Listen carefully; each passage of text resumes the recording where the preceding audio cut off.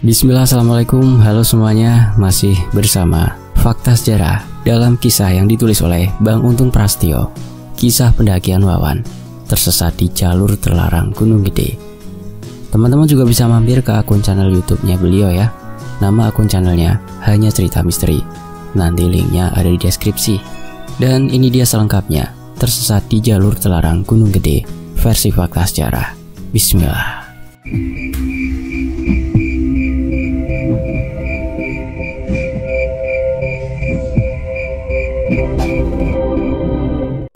Liburan nanti, lu ada acara nggak bro?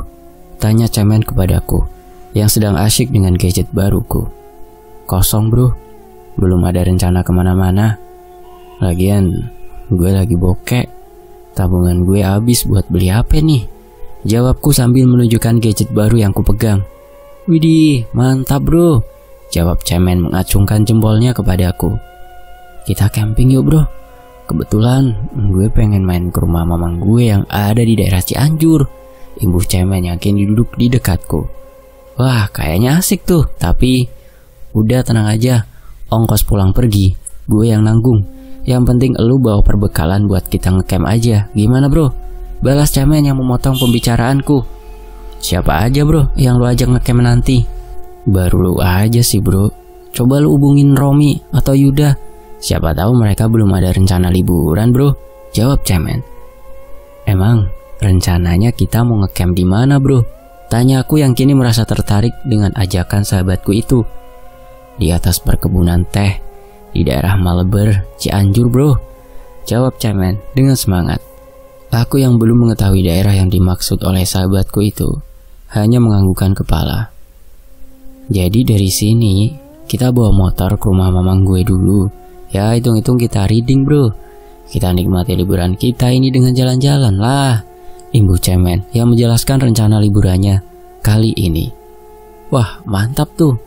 Kita bisa nongkrong dulu di puncak, sekalian mampir ke Masjid At-Ta'awun, jawabku yang kini lebih semangat. Yo bro, seru cemen menyambut jawabanku. Coba nanti gue hubungin Yuda atau Bayu deh, biar lebih seru. Tapi apa lu udah pernah ke perkebunan teh yang ada di daerah itu bro? Tanyaku yang kini mengajak cemen untuk membahas tentang tempat yang akan menjadi tujuan utama kami itu.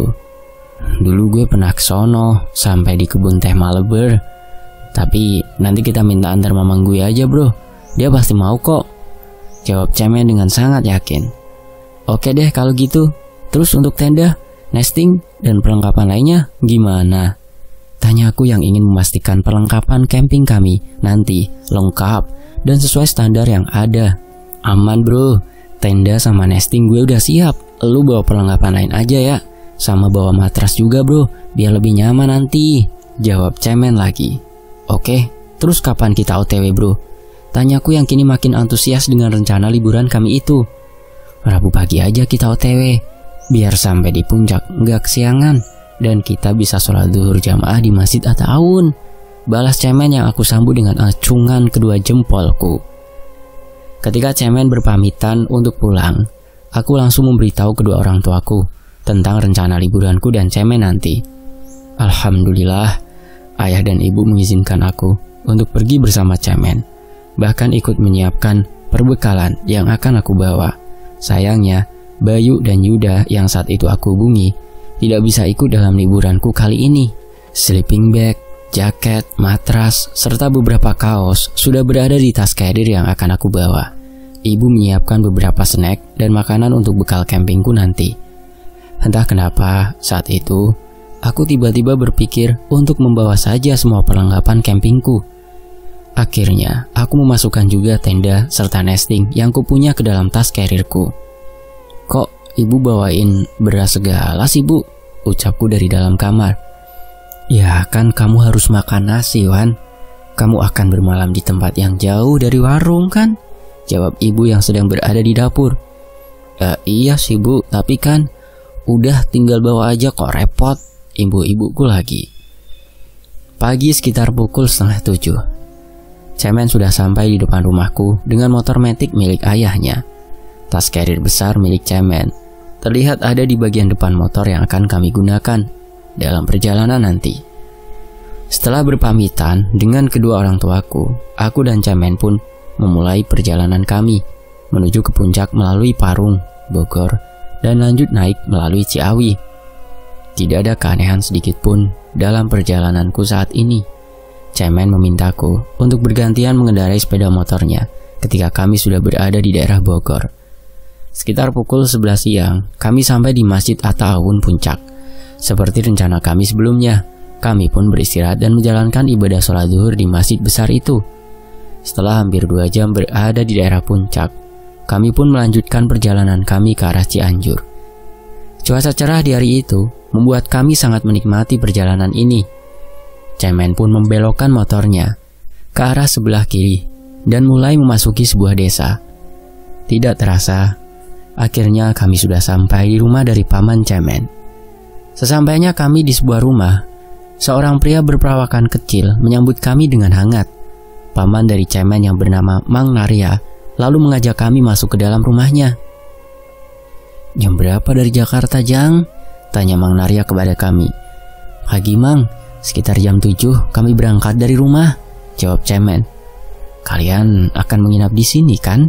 tanya Mang Narya lagi. "Iya, Mang. Kami akan menginap. Dan rencananya kami juga mau camping besok malam," jawab Cemen lagi. "Kalian mau camping di mana?" tanya Mang Narya yang kaget mendengar jawaban Cemen tadi.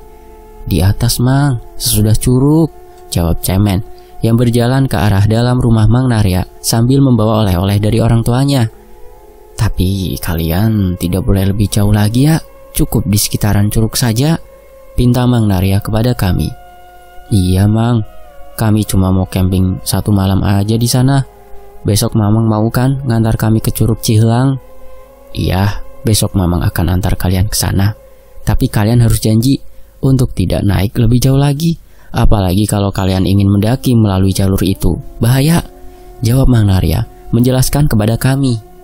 Setelah menginap 1 malam di rumah Mang Narya dan Biilah, pagi harinya Mang Narya bersama Bang Budi sudah bersiap untuk mengantarkan kami menuju ke Curug Cihelang. Setelah packing ulang dan memastikan semua perlengkapan kami aman, kami pun berangkat dengan menggunakan 2 motor. Kami berangkat sekitar pukul 10 pagi menuju Curug Cihelang. Pemandangan indah pun kami nikmati di pagi hari itu. Sekitar 20 menit menyusuri perkebunan teh dan jalan yang menanjak. Sampailah kami di kawasan Curug Cihelang. Mang Narya dan Bang Budi yang hari itu memiliki kesibukan lain tidak bisa menemani kami di sini. Mereka berdua hanya berpesan agar kami tidak berada terlalu jauh dari kawasan ini. Setelah Mang Narya dan Bang Budi beranjak pergi, aku dan Cemen lalu berjalan ke arah Curug Cihelang. Yang terlihat sudah ada beberapa orang di sana. "Mau langsung naik atau santai di sini dulu, Bro?" tanya Cemen kepadaku. "Gas, kita naik aja, Bro. Kita cari tempat yang view-nya bagus," jawabku dengan semangat penuh. Kami pun berjalan naik dengan mengambil arah ke sebelah kanan dari Curug Cihelang. Cemen yang berjalan di depanku sepertinya sudah tahu betul arah mana yang akan dituju. Setelah lama berjalan, kami pun mulai memasuki hutan. Dengan jalur yang terlihat putus karena tertutup semak, aku yang mulai khawatir pun segera menghentikan langkah dan mulai memperhatikan keadaan sekitar. "Bro, lu inget tahu jalur ini kemana?" tanyaku sambil mengambil botol minum dan meneguknya. "Katanya kalau kita ngikutin jalur ini, nanti kita akan ketemu jalur dari arah Gunung Putri, Bro," jawab Cemen yang sedang duduk bersandar pada sebuah pohon besar. "Tapi jalurnya putus-putus, Bro. Gue takut kita nyasar nanti," jawabku yang ikut duduk di samping Cemen. "Kita turun aja, Bro. Tadi kayaknya kita udah ngelewatin tempat yang lumayan bagus buat ngecamp," imbuhku lagi. "Masih siang, Bro. Mau ngapain kita di tenda nanti?" jawab Cemen yang masih mau terus melanjutkan perjalanan. "Oke deh, yang penting lu inget jalan turunnya nanti," balasku yang ikut berdiri dan mulai melangkah lagi. "Hutannya rapat banget, Bro. Kita harus cepat dapat tempat terbuka nih. Apalagi udah mulai mendung tuh," ucapku yang berjalan di belakang Cemen. "Tenang, Bro.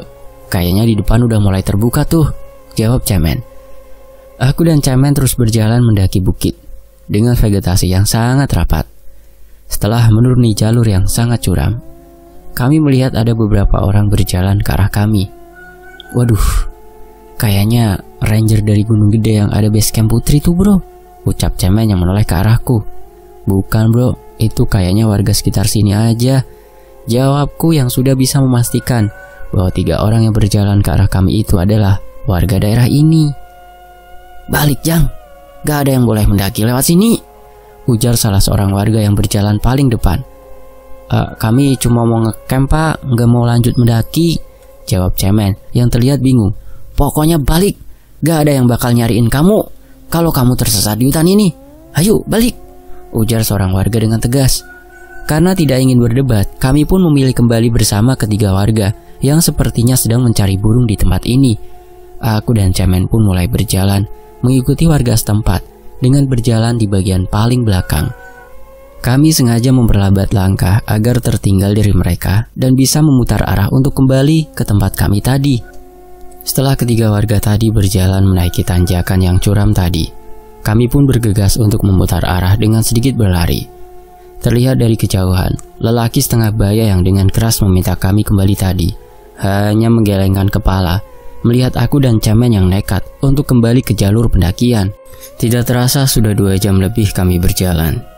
Cemen yang terlihat sudah lelah karena kami sempat berlari kecil tadi meminta waktu untuk beristirahat. Kami yang masih berada di rimbunya hutan ini mencari tempat yang nyaman untuk beristirahat. Lu yakin bro kita akan terus naik? Tanyaku kepada Cemen. Yakin bro, kapan lagi kita berpetualang? Lagian logistik kita banyak, cukuplah buat 2 hari, jawab Cemen yang sedang menikmati sebatang rokok putih. Gila, nanti kalau Mang Narya nyariin, gimana kita? Tanyaku yang kaget mendengar apa yang diucapkan Cemen. Gue udah pesen Biina kalau kita akan pergi ngecamp 2 malam, jadi Mang Narya gak akan nyariin kita, ujar Cemen menjelaskan. Setelah setengah jam beristirahat, kami pun mulai melanjutkan kembali perjalanan. Jalur yang sudah tertutup semak sedikit menyulitkan kami saat ini. Tapi kami terus melangkah dengan tujuan mencari tempat dengan pemandangan indah untuk mendirikan tenda. Di depan mata, kami kini melihat jalur menanjak yang sudah terbuka. Jalur tersebut sepertinya mengarah ke sebuah punggungan bukit. Keren gak tuh pemandangannya? Ujar Cemen sambil menunjuk ke arah depan. Ini mah sama aja kita mendaki bro. Kalau diterusin kayaknya bisa sampai ke alun-alun Surya Kencana deh, balasku yang disambut senyum oleh Cemen. Gas lah, bentar lagi sore, kita harus cepat dapat tempat yang view-nya bagus, ujar Cemen yang terus berjalan maju. Tanjakan pertama sudah kami lalui, dan ketika kami ingin menuruni jalur yang sangat curam, tiba-tiba kami bertemu dengan seorang lelaki tua yang memakai pakaian serba hitam. Lelaki itu hanya memandang kami dengan tatapan tajam. Bahkan ketika Cemen menyapanya, lelaki tua itu tidak menjawab dan terus memandang kami, seolah tidak menyukai kehadiran kami saat ini. Karena merasa ada yang aneh, aku pun lalu mengajak Cemen untuk segera berjalan menuruni jalur curam yang ada di depan kami.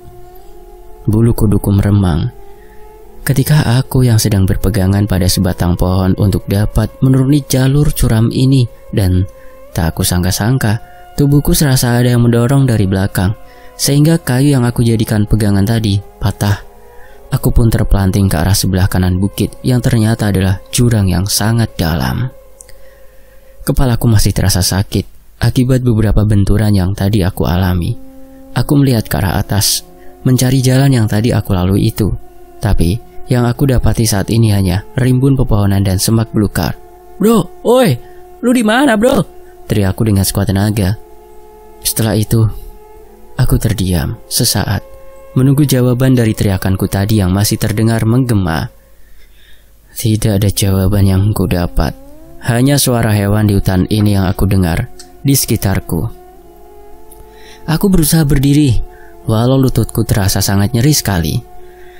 Aku lalu mencari tempat terbuka untuk mengobati luka yang ada di kepala dan juga di tanganku ini. Setelah berjalan beberapa langkah ke depan, aku pun menemukan tempat terbuka yang bisa aku jadikan tempat beristirahat dan mengobati luka-luka di tubuhku. Jam di tanganku menunjukkan pukul 15.20. Berarti sudah sekitar 5 jam lebih aku dan Cemen tadi melakukan perjalanan di jalur ekstrim tadi. Aku tetap tenang dan berpikiran positif saat ini.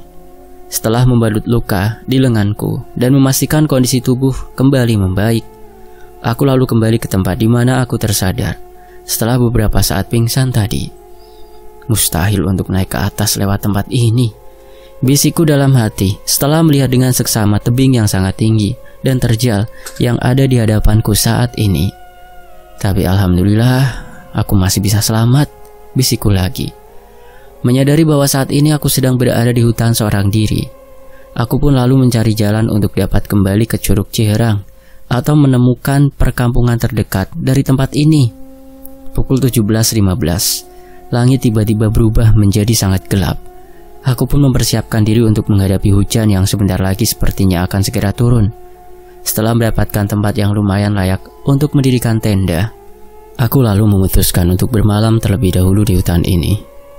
Berbagai pertimbangan membuatku mulai mempersiapkan tenda yang ada di karirku. Selain aku sama sekali tidak mengetahui jalur di hutan ini, hujan juga sepertinya akan turun dengan deras sebentar lagi. Beruntungnya aku, karena saat packing di rumah, ada keinginan yang memaksaku untuk membawa tenda dan perbekalan masing-masing. Setelah tendaku berdiri, hujan lebat pun turun tanpa kata permisi.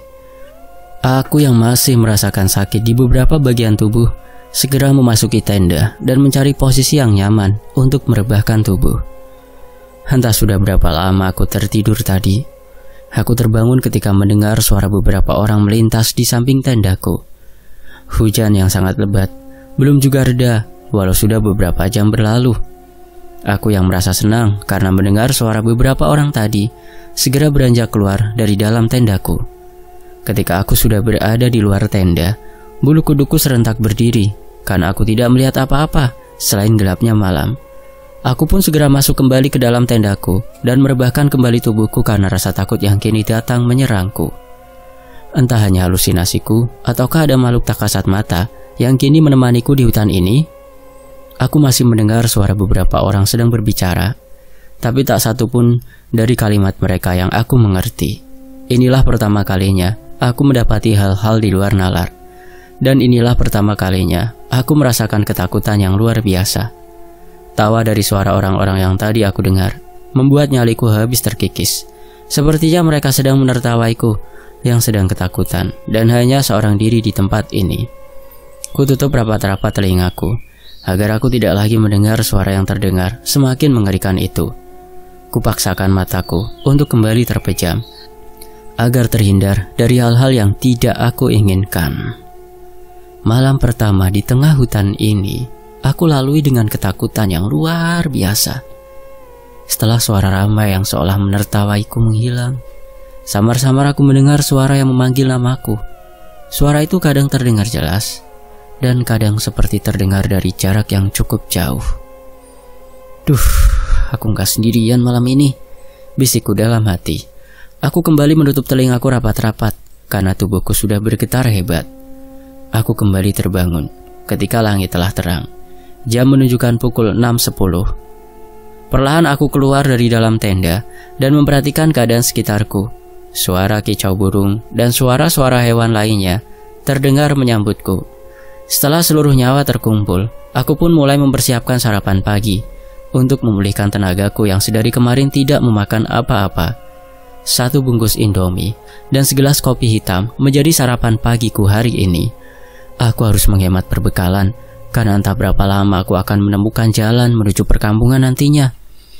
Setelah sarapan pagi, aku membereskan perlengkapan camping untuk kembali berjalan mencari jalur pendakian atau desa terdekat. Tidak lupa, aku membuat tanda dengan membuat guratan huruf W di batang sebuah pohon besar. Hari pertama, aku berada di hutan yang sangat rapat dengan rimbun pepohonan. Rasa sakit di kaki dan tanganku berangsur membaik, dan aku tetap fokus untuk mencari jalan keluar dari dalam hutan ini. Sekarang, aku harus mencari sumber air terdekat, karena persediaan airku tinggal tersisa 1 tegukan saja. Aku berharap bisa dengan segera menemukan aliran air atau sungai untuk aku mengisi kembali botol minumku dan menjadikannya petunjuk jalanku. Setelah hampir 2 jam berjalan, aku menemukan cekungan batu yang berisi air. Aku pun beristirahat sambil mengisi botol minum dengan air yang sepertinya layak untuk dikonsumsi ini. Setelah beberapa saat beristirahat dan sedang menghilangkan gelisah dengan sebatang rokok yang belum juga habis, tiba-tiba aku mendengar suara dari arah semak-semak yang menuju ke arahku. Aku bergegas pergi dari tempat batu cekung yang berisi air itu berada. Hal yang aku takutkan saat ini adalah adanya hewan buas yang juga sedang mencari sumber air. Menurut beberapa sumber yang aku baca, hutan di sebuah gunung di bawah ketinggian tertentu masih terdapat hewan-hewan pemangsa. Perlahan aku berjalan menjauhi tempat itu, lalu bersembunyi di balik batu besar yang ada di bagian atas batu cekung tadi. Aku terus mengamati tempat itu dan ingin tahu siapakah gerangan yang berjalan di dalam semak-semak tadi.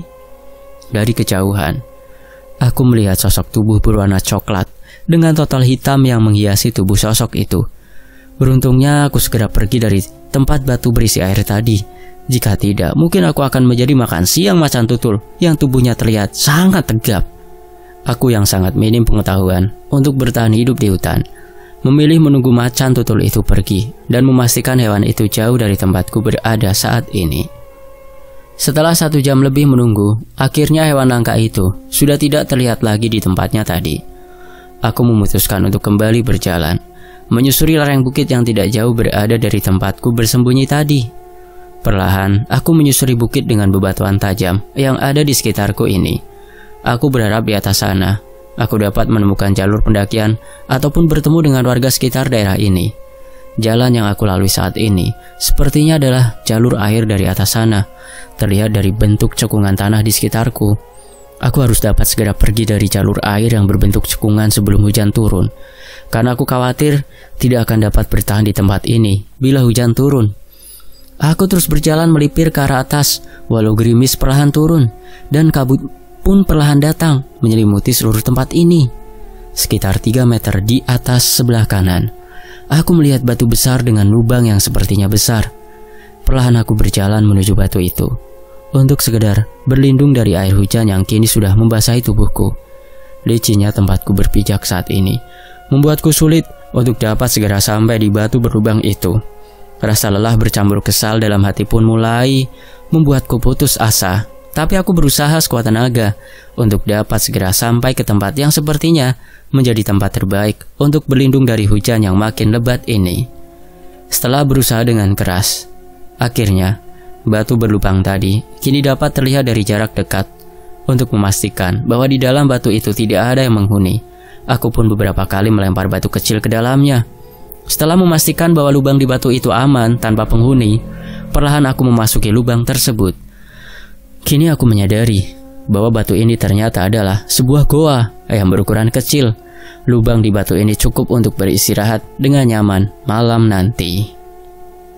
Ketika sudah memastikan semuanya aman, aku lalu mengganti pakaianku dan mulai membuka persediaan logistikku untuk mengganjal perutku yang sudah terasa sangat lapar. Karena dalam lubang batu ini cukup luas, aku pun mulai memasak perbekalan yang aku bawa. Segenggam beras aku rebus, lalu aku masukkan 1 bungkus Indomie menjadi menu makan terlezatku hari itu. Hari yang semakin gelap, dengan hujan yang tidak juga kunjung mereda. Beruntungnya aku saat ini sudah berada di tempat yang aman dan nyaman. Karena sudah merasa kenyang, akhirnya aku pun tertidur dengan sangat pulas malam itu. Kini aku seperti sedang berada di sebuah tempat luas, dengan banyak sekali anak-anak yang bermain. Anak-anak itu tertawa yang berlarian, dan terlihat ada beberapa anak yang sedang memainkan permainan tradisional. Aku mengedarkan pandanganku ke arah lainnya, dan seketika itu juga mataku menangkap sosok lelaki tua dengan pakaian serba hitam yang aku temui kemarin sesaat sebelum aku terjatuh. Lelaki tua itu berjalan ke arahku dan menatapku tajam, seolah tidak menyukai keberadaanku saat itu. "Kau tahu kenapa saat ini kau berada di tempat ini?" tanya lelaki itu dengan suara berwibawa. "Tidak, Pak, saya tidak tahu," jawabku sambil menggelengkan kepalaku. "Aku sudah memperingati kalian ketika kalian mulai memasuki di wilayah ini," seru lelaki itu sambil menatap ke sebuah tempat. "Kau harus melalui ini semua sendirian. Dan sepertinya kau akan sedikit lebih lama berada di hutan ini," ujar lelaki itu yang berlalu pergi dari hadapanku. Aku pun terbangun dalam gelapnya malam. Malam ini adalah malam kedua aku berada di hutan ini sendirian. Aku meraih botol minum untuk membasahi tenggorokan yang sudah terasa sangat kering. Aku sengaja tidak menyalakan headlamp yang aku bawa dan memilih berada dalam kegelapan. Tidak banyak yang bisa aku lakukan saat ini. Tidur adalah pilihan terbaikku saat ini. Tapi sepertinya mata ini enggan untuk terpejam karena aku sudah lama tertidur pulas tadi. Di balik sebuah pohon besar yang ada di bawahku, tiba-tiba terdengar suara menggeram yang sontak membuatku merasa ketakutan. Hal pertama yang aku takutkan adalah sosok macan tutul yang tadi siang aku lihat. Aku merapatkan tubuhku ke dinding batu yang terasa sangat dingin. Lalu aku menutup tubuh bagian depanku dengan tas carrier yang ada di ujung goa ini. Aku terus berharap semoga yang aku dengar tadi bukanlah suara hewan buas. Ketakutanku akan hewan buas pun menghilang ketika bulu kudukku tiba-tiba meremang saat aku melihat sepasang mata merah menyala di balik pohon besar yang ada di bawahku itu. Mata merah menyala itu seperti menatap tajam ke arah tempatku berada sambil mengeluarkan suara yang terus menggeram. Aku pun mulai membaca doa-doa yang aku hafal dan meminta perlindungan kepada Allah Subhanahu wa Ta'ala. Rasa takutku berada di puncaknya ketika sepasang mata tadi perlahan mendekat ke arah tempatku berada. Entah aku pingsan atau tertidur, aku pun kehilangan kesadaranku karena rasa takut yang terus menyerangku. Sinar matahari pagi membangunkanku dari tidur lelapku. Perlahan aku keluar dari dalam batu yang berlubang ini untuk meregangkan seluruh persendianku. Setelah itu, aku membereskan barang-barangku dan perlahan melanjutkan perjalananku menyusuri lereng bukit yang terjal ini. Jam menunjukkan tepat pukul 8. Aku yang hanya meminum air hasilku menadah dari air hujan semalam sudah jauh meninggalkan batu berlubang tempatku bermalam tadi. Aku terus memperhatikan sekitar sambil terus merayap ke bagian atas bukit ini. Aku sangat berhati-hati saat ini karena jarak dari tempatku berada saat ini dengan bagian bawah hutan itu sangatlah tinggi. Setelah berjalan perlahan hampir 2 jam lamanya, akhirnya aku sampai di atas bukit ini. Rasa syukur pun terus aku ucapkan dalam hati. Ketika aku juga mendapati jalur pendakian setelah berjalan agak sedikit ke arah timur. Saat ini, aku dihadapkan dengan 2 pilihan jalan yang sama-sama tidak aku ketahui arahnya menuju kemana. Aku mulai membuat pertimbangan berdasarkan naluriku. Akhirnya aku lebih yakin untuk memilih jalur yang terlihat agak menurun, dengan pertimbangan kalau jalur tersebut akan membawaku menuju ke perkebunan milik warga yang berada di kaki gunung ini.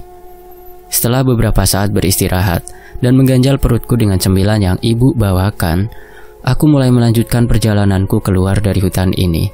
Aku pun kembali bersemangat karena saat ini aku sudah berada di jalur pendakian. Jalur yang aku lalui terus menurun dengan sesekali jalan datar yang tertutup semak. Jam di tanganku saat ini sudah menunjukkan pukul 3 sore. Langit pun mulai terlihat gelap dan sepertinya sebentar lagi akan kembali turun hujan. Aku kembali ke arah belakang karena tadi aku melihat ada tanah lapang yang sepertinya bisa aku jadikan tempat bermalam hari ini. Tenda pun sudah berdiri sempurna sebelum hujan turun mengguyur tempat ini. Aku membuka persediaan logistikku dan mulai memasak logistik yang masih ada. Setelah menikmati makan malam dengan bubur nasi yang tadi aku buat, rasa kantuk datang menyerang sebelum langit benar-benar gelap. Tapi belum lama aku tertidur. Aku mendengar suara perempuan yang berteriak minta tolong. Suara itu terus mendekat ke arahku dan membuat aku kembali terjaga. Dengan seksama, aku mencoba untuk mencari dari mana arah suara perempuan yang tadi berteriak minta tolong. Ketika aku mendengar kembali suara itu, aku segera membuka pintu tendaku dan menyalakan headlamp yang sedang aku pegang. Tapi betapa terkejutnya aku ketika di depan tendaku saat ini sudah berdiri sosok perempuan berambut panjang dengan wajah yang terlihat sangat pucat. Sosok perempuan bergaun putih itu menyeringai ke arahku, disertai tawa yang memekakan telinga. Aku pun segera menutup pintu tendaku dan segera membaringkan tubuhku. Nafasku tersengal-sengal, detak jantung berdegup sangat kencang karena bayangan wajah perempuan yang sangat pucat itu terus ada di benakku. Aku menutup kepala dengan jaket yang ada di dekatku. Tubuhku terus gemetar menahan rasa takut yang terus menyerang dengan hebat. Ingin sekali rasanya aku menangis malam ini, Tapi sepertinya air mata enggan untuk keluar dari mata yang terus aku paksakan untuk terpejam. Perlahan-lahan rasa takut aku pun menghilang. Nafas kembali normal, dan jantungku tidak lagi berdegup kencang. Saat ini, aku masih dalam posisi tengkurap dan belum berani menggerakkan bagian tubuh. Tapi tiba-tiba, tendaku berguncang hebat, seperti ada yang menggoyang-goyangkan tenda dari arah luar. Rasa takut kembali menyelimuti dan kini membuatku mulai membaca ayat-ayat suci yang aku hafal. Setelah beberapa saat, guncangan yang aku rasakan di dalam tenda pun berangsur menghilang. Aku yang berharap dapat segera tertidur kembali pun harus tetap terjaga karena mataku sangat sulit untuk terpejam. Suasana kembali hening. Pendengaranku seperti tertutup sesuatu, tapi hidungku kini menangkap bau yang sangat harum, seperti bau bunga melati. Udara dingin yang tadi aku rasakan pun tiba-tiba berubah menjadi sangat panas. Keringat mulai membasahi tubuh dan mulai menetes dari kening. Aku pun memberanikan diri untuk terbangun dari posisi tidurku yang terlungkup. Bau bunga melati masih tercium semerbak di dalam tenda ini. Dan ketika aku sudah dalam posisi terduduk, aku melihat sosok wanita berambut panjang yang tadi aku lihat berdiri di depan tenda. Kini ada di hadapanku dengan jarak yang cukup dekat. Matanya tajam menatapku. Wajahnya pucat dengan rambut gimbal yang terlihat sangatlah kusut. Tidak ada yang dapat aku perbuat kali ini. Tubuhku mendadak lemas dan nafasku terasa sesak. Dan akhirnya pandanganku menjadi gelap. Aku terbangun dengan tubuh yang sangat lemas dan mulai memperhatikan keadaan di dalam tenda. Suara-suara hewan penghuni hutan kini mulai aku dengar. Perlahan ku buka pintu tenda. Dan benar saja, cuaca sangat cerah sekali hari ini. Setelah merasa kondisiku lebih baik dan sudah menghabiskan 1 bungkus Indomie untuk sarapan pagi ini, aku lalu membongkar tenda dan membereskan semua peralatanku. Aku kembali berjalan ke jalur pendakian yang kemarin sudah aku lewat. Jam sudah menunjukkan pukul 11 pagi. Cuaca cukup bagus hari ini. Aku harus memastikan bahwa saat ini aku berada di jalur yang tepat untuk menuju ke perkampungan terdekat atau menemukan jalur menuju ke Curug Ciherang. Jalur yang aku lalui saat ini agak sedikit terputus dan sudah tertutup semak-semak. Sepertinya sudah lama tidak ada pendaki atau warga sekitar yang melalui jalur ini. Baru sekitar 1 jam aku berjalan, langit pun tiba-tiba menghitam. Dengan cepat aku mulai memakai raincoat yang sudah aku persiapkan sebelumnya, dan tidak lama setelah itu hujan pun mulai turun. Aku terus berjalan di jalur yang aku yakini adalah jalur pendakian yang disebut jalur ilegal. Jalur di depanku saat ini sangat menurun dan terlihat curam. Aku pun terus melangkah tanpa sedikit pun rasa ragu. Setelah aku berhasil menuruni jalur yang sangat curam itu, aku kini menghadapi jalan yang bercabang. Kabut pun mulai datang mengelilingiku. Di saat hujan perlahan mulai berhenti, aku yang sempat ragu akhirnya memutuskan untuk mengambil jalur ke arah kiri.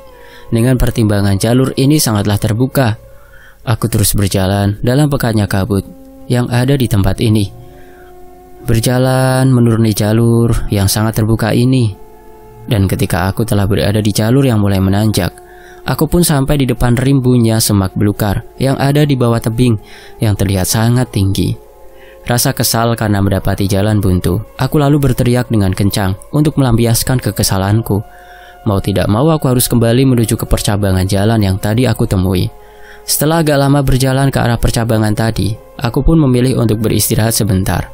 Aku duduk di bebatuan dan menyandarkan tubuhku pada sebuah batu besar. Rasa lelah yang aku alami saat ini perlahan membuatku frustasi. Aku seperti ingin menyerah saat ini. Hujan lebat kembali datang mengguyurku di tempat yang sangat terbuka ini. Aku memilih untuk terus berjalan menuju percabangan jalan yang aku temui tadi dan segera mencari tempat untuk dapat mendirikan tenda kembali. Jam menunjukkan pukul 4 sore. Aku yang sudah melewati percabangan jalan memilih untuk mengambil jalur lainnya. Sampai akhirnya aku menemukan tempat yang bisa aku dirikan tenda. Aku terus menguatkan diri sambil bersolawat dalam hati. Hujan yang semakin deras membuat suhu di tempatku berada sangatlah dingin. Ditambah hembusan angin yang bertiup kencang menerpa tendaku, menambah ngeri suasana hari ini. Malam ini adalah malam keempatku yang berada sendirian di sebuah hutan di kaki gunung. Stok makanan yang hampir habis membuatku merasa sangat khawatir saat ini. Ditambah lagi, aku sangat minim pengetahuan tentang survival. Aku yang kini sudah berada di dalam tenda pun terus berdoa agar segera menemukan jalan keluar dari tempat ini, dan berharap cemen mencariku dengan tim SAR atau siapapun yang tahu seluk-beluk hutan ini. Saat ini aku hanya memakan 2 butir coklat yang masih tersisa di atas carrierku. Aku pun harus segera tidur agar esok pagi dapat kembali melanjutkan perjalananku ini. Di saat tubuh, hati, dan pikiranku lemah, teror makhluk tak kasat mata pun mulai datang menggangguku malam ini. Aku yang sempat tertidur untuk beberapa saat kembali terbangun ketika mendengar suara menggeram tidak jauh dari tendaku berada. Sosok makhluk itu terus mendekat ke arahku dan kini mulai mengitari tendaku dengan suara menggeram. Tubuhku gemetar hebat ketika kuku-kuku panjang makhluk itu mencakar atap tenda dan menghasilkan suara yang membuat sangat ketakutan. Dan tidak lama kemudian mataku terbelalak ketika sosok hitam dengan mata merah menyala itu merobek pintu tenda dengan kuku-kuku panjangnya. Lalu tangan besar makhluk berbulu itu meraihku dan menyeret kakiku ke arah luar tenda. Makhluk yang sangat menyeramkan itu terus menggeram dan kini mengangkat tubuhku dengan sangat mudahnya. Setelah tubuhku terangkat, dia menghempaskanku ke arah tenda yang kini rubuh tertimpa tubuhku. Aku yang sudah pasrah dengan apapun yang akan menimpa diriku saat ini, terus berzikir, mengagungkan asma Allah Subhanahu wa Ta'ala. Tapi sepertinya makhluk menyeramkan itu belum puas dengan apa yang sudah dilakukannya tadi. Sosok itu kembali menghampiri tubuhku yang sudah lemah tak berdaya saat ini. Dan ketika makhluk besar itu ingin mencekik leherku kembali, tiba-tiba aku mendengar suara beberapa orang yang terus memanggil namaku. Mungkin karena mengetahui ada orang yang sedang berjalan ke arah tempatku berada, makhluk besar itu pun dengan cepat melesat pergi, meninggalkan aku yang sudah tak berdaya. Entah hanya sebuah mimpi, ataukah memang nyata terjadi. Apa yang baru saja aku alami tadi membuat seluruh tubuhku terasa sakit. Aku membuka mata kembali ketika cemen menepuk-nepuk pipiku. "Bro, bangun bro, lu gak kenapa-napa kan?" tanya cemen yang terlihat begitu mengkhawatirkanku. "Alhamdulillah bro, akhirnya lu datang juga," jawabku lirih. "Iya bro, maafin gue ya, waktu lu jatuh kemarin gue gak bisa langsung nolongin," ujar cemen dengan mata berkaca-kaca. "Gak apa-apa bro, yang penting sekarang lu datang buat nolongin gue," jawabku lagi. Cemen bersama Mang Narya, Bang Budi, dan 7 orang warga desa lainnya datang ke jalur maut ini untuk menyelamatkanku. Menurut cerita cemen, sebelum dia memutuskan untuk kembali ke Curug Cihelang untuk meminta bantuan, cemen sempat mencariku dan terus berteriak memanggil namaku. Tapi karena jurang tempatku terjatuh sangatlah dalam, cemen akhirnya memutuskan untuk segera kembali mencari bantuan. Di tengah perjalanannya kembali, cemen bertemu dengan 3 orang warga yang ternyata kembali berjalan mengikuti aku dan cemen. Salah seorang warga yang dengan keras melarang kami untuk melanjutkan perjalanan, meminta kepada kedua orang temannya untuk mengikuti kami karena beliau merasa akan terjadi sesuatu kepada kami. Cemen yang merasa takut sekaligus senang melihat ketiga warga tersebut, lalu menceritakan apa yang aku alami. Ketiga warga yang bernama Pak Fikri, Pak Alim, dan Mang Asep bersama cemen pun kembali ke tempat di mana aku terjatuh. Pak Alim yang sudah hafal dengan hutan yang menjadi jalur ilegal pendakian Gunung Gede itu meminta cemen dan Mang Asep mencari bantuan ke desa terdekat. "Sep, kamu antar anak ini sampai ke desa dan cari orang yang mau membantu mencari teman anak ini. Saya dan Pak Fikri akan turun dan memutar. Nanti malam saya tunggu di Simpang 3. Minta keluarga anak itu membawakan perbekalan malam untuk 3 hari," ujar Pak Alim menjelaskan kepada cemen dan Mang Asep.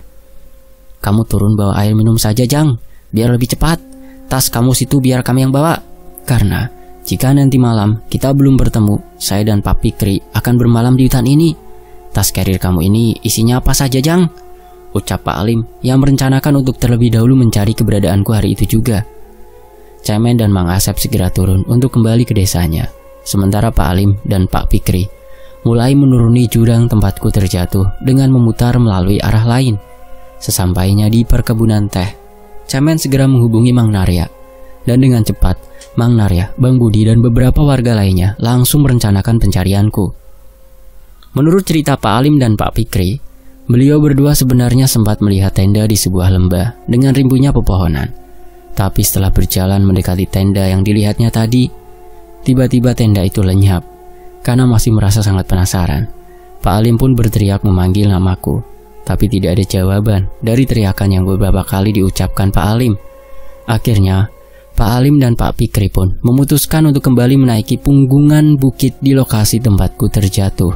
Karena beliau berdua khawatir kalau ada hewan buas yang datang menyerang. Setelah dapat berkumpul dengan warga lainnya, Pak Alim lalu membagi warga yang dengan sukarela ikut mencariku. 3 grup pencarian pun sudah terbentuk. Warga berkeyakinan mampu menemukan keberadaanku, karena mereka sudah hafal dengan jalur yang ada di hutan ini. Setelah 3 hari pencarian, salah satu grup melihat aku yang sedang berdiri menatap tebing yang ditumbuhi semak belukar. Mereka pun meneriaki dan memanggil namaku, tapi aku sama sekali tidak mendengar suara beberapa orang yang memanggilku tadi. Warga yang melihatku tadi akhirnya memutuskan untuk memberitahu kepada kedua grup lainnya, dan mereka pun bersama-sama mendatangi tempat di mana mereka melihat keberadaanku tadi. Sekarang juga kita turun, jangan sampai makhluk itu datang lagi dan mencelakakan kita, ujar salah seorang warga yang sepertinya sangat mengetahui tempat ini. Jadi yang saya alami tadi bukanlah mimpi, Pak, tanyaku yang sudah terduduk dan dikelilingi oleh Cemen, Mang Narya, dan Pak Alim. Tempat ini masih sangat angker, Jang. Kamu beruntung masih bisa bertahan di sini, ujar Pak Alim menjelaskan. Setelah beberapa warga membereskan tenda, yang ternyata memang sudah remuk itu, perlahan kami pun pergi meninggalkan hutan tempatku ditemukan. Karena kondisiku masih sangat lemah, orang-orang yang menyelamatkanku pun bergantian menggendongku untuk menuruni hutan ini. Setelah 1 jam lebih berjalan, akhirnya kami sampai di pintu rimba, batas hutan dan perkebunan warga. Kami lalu beristirahat di tempat yang sudah aman saat ini. Aku yang sudah merasa lebih baik pun mulai menghampiri orang-orang yang datang bersama Cemen, lalu menyalami mereka satu persatu. Aku sangat berterima kasih kepada warga yang dengan sukarela mau menolongku itu.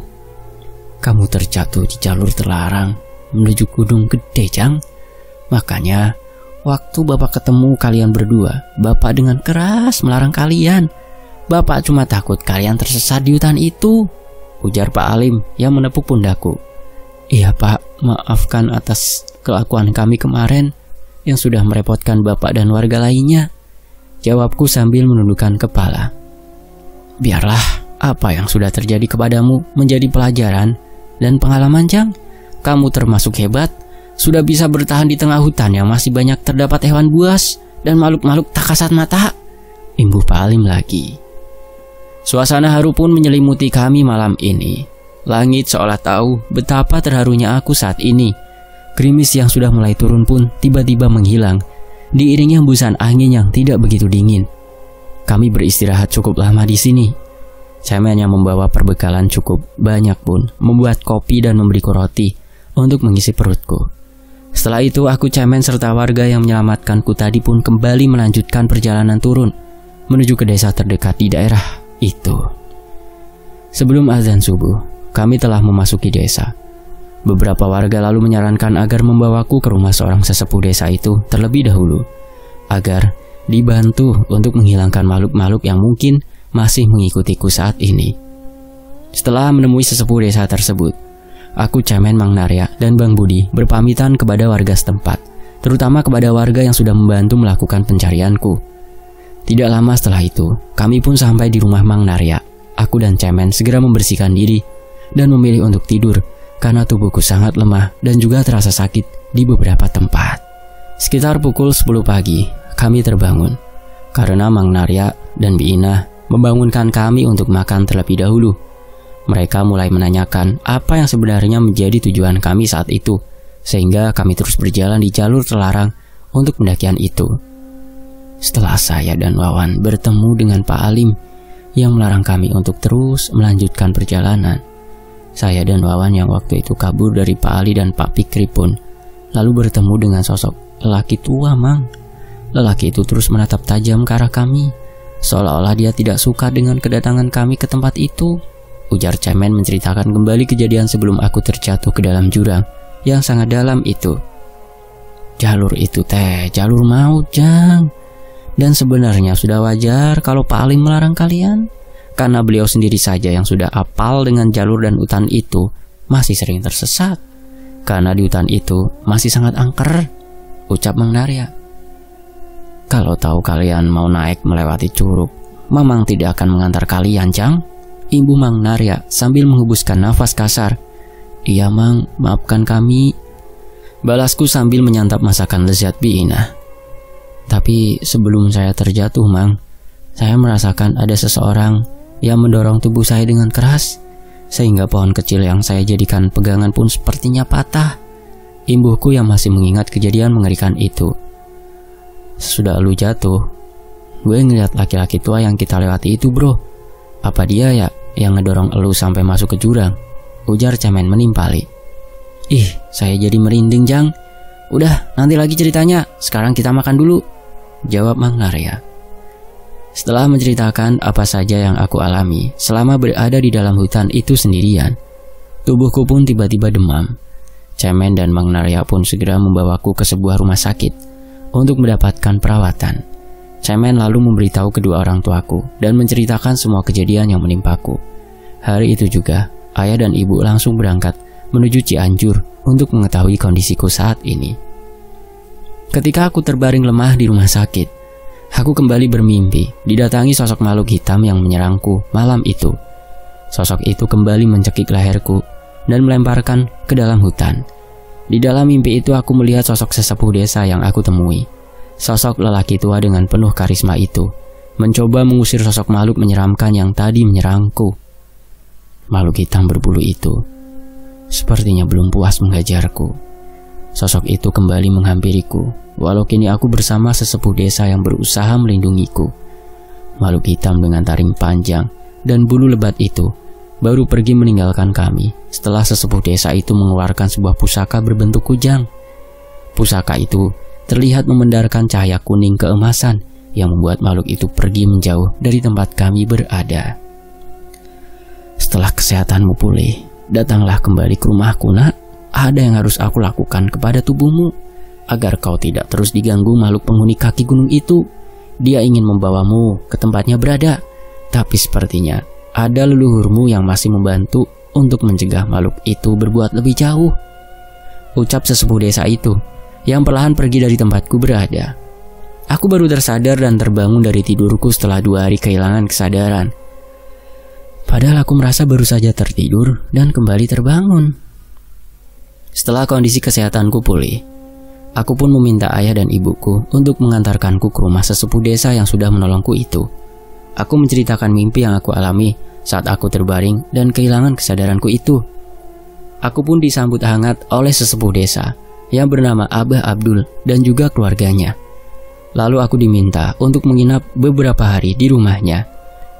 Selama berada di rumah Abah Abdul, aku diajarkan untuk memperbaiki ibadahku, serta ada beberapa lelaku yang harus aku lakukan untuk membuka mata batinku. Menurut beliau, sebenarnya makhluk itu mengincar sesuatu yang ada di tubuhku. Entah itu pusaka atau benda gaib yang aku bawa sejak aku lahir. Tapi makhluk itu tidak dapat mengambilnya karena leluhurku masih menjaga pusaka warisannya tersebut. Sejak saat itu, mata batinku terbuka, dan sejak saat itu pula aku kini sudah akrab dengan makhluk-makhluk tak kasat mata, terutama saat aku pergi mendaki ke sebuah gunung. Itulah pengalamanku yang pernah tersesat di jalur pendakian terlarang di desa Ciherang, Kabupaten Cianjur. Jalur itu adalah jalur menuju Gunung Gede yang sangat dilarang karena sudah banyak korban yang tersesat di sana. Berawal dari kecerobohanku dan juga sahabatku, aku pun harus mengalami pengalaman yang sangat luar biasa. Bertahan hidup di tengah hutan, melihat hewan pemburu yang sangat dilindungi, dan berinteraksi dengan makhluk-makhluk astral di sana. Karena kejadian itu juga Allah memberiku kemampuan untuk melihat, mendengar, dan merasakan kehadiran sosok makhluk tak kasat mata. Aku harus terus belajar mengasah kemampuan itu agar aku dapat dengan jelas berkomunikasi dengan makhluk-makhluk dari alam lain. Akhir kata, wassalamualaikum. Salam rimba, salam lestari. Demikianlah sebuah kisah pendakian dari Mas Wawan yang dituliskan oleh Bang Untung Prastio. Mohon maaf ya kalau fakta sejarah membacakannya kurang bagus atau ada kalimat yang kurang jelas dibacakan ya. Sampai jumpa di kisah lainnya, tetap di Fakta Sejarah. Wassalamualaikum. Alhamdulillah.